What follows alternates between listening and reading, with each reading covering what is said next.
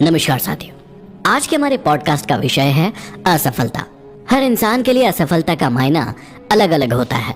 अब कुछ लोग इसे सीख की तरह लेते हैं और अपने जीवन में आगे बढ़ते हैं, और कुछ लोग इसे हार की तरह लेते हैं और अपने जीवन में जहां हैं वहीं रह जाते हैं। यदि आप असफलता शब्द को साधारण परिस्थितियों में देखेंगे तो एक नकारात्मक शब्द है, लेकिन आपको इस बात को बहुत अच्छे से समझना होगा कि असफलता और अस्थायी पराजय में अंतर होता है, जिसे अक्सर हम असफलता के रूप में देखते हैं।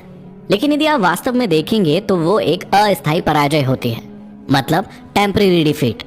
जबकि हमें तो ये देखना चाहिए कि ये अस्थायी पराजय कहीं हमारे लिए वरदान तो नहीं है, क्योंकि इसी हार के कारण हमें एक झटका सा लगता है, जिसके कारण हम अपनी सारी की सारी ऊर्जाओं को इकट्ठा कर लेते हैं और फिर उसे एक सही दिशा में लगा देते हैं।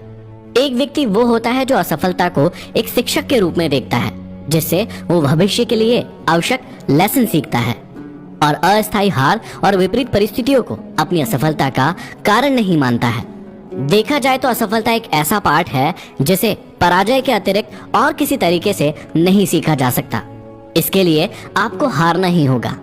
हार हमेशा हमसे गूंगे होकर बात करती है, जिसकी वजह से हमें उसकी बात समझ नहीं आती। क्योंकि यदि हम सीख जाते तो गलतियों को पहली बार में ही सीख लेते और उसे बार बार न दोहराते, और यदि हम सीख जाते तो उनसे लाभ उठाकर अपने लक्ष्य की ओर आगे बढ़ जाते। आपको किसी भी प्रकार से उस गूंगी भाषा को समझने का प्रयास करना होगा जिसमें हार आपसे बात करती है। आप अपने जीवन में कोई भी काम कर ले, उसका कुछ न कुछ निर्णायक मोड़ तो आता ही है।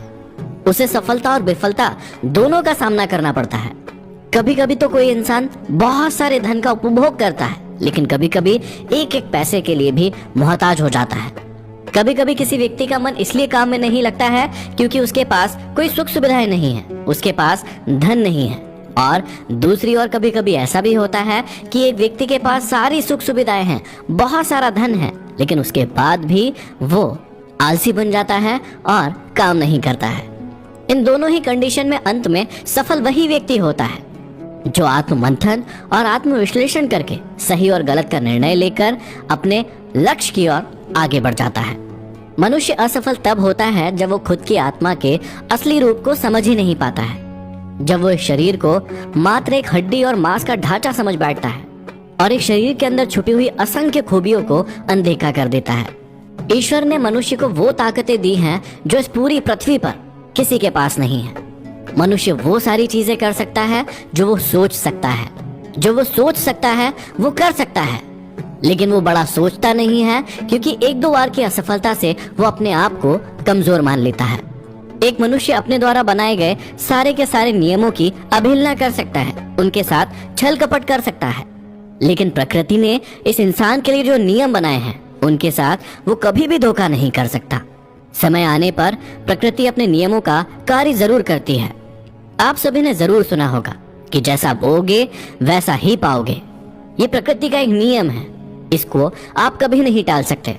इसलिए हमें हमेशा अपने साथ ईमानदारी बरतना चाहिए और अच्छाई और सच्चाई के साथ काम करते हुए जीवन में आगे बढ़ना चाहिए, और किसी भी लालच में नहीं पड़ना चाहिए। यदि खुद में गलतियां हैं तो उसे स्वीकार करना चाहिए, खुद में दोष है तो उन्हें ठीक करना चाहिए।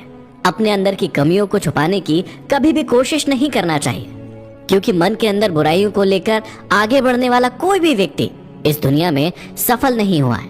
उसे हर कदम पर असफलता ही हाथ लगी है।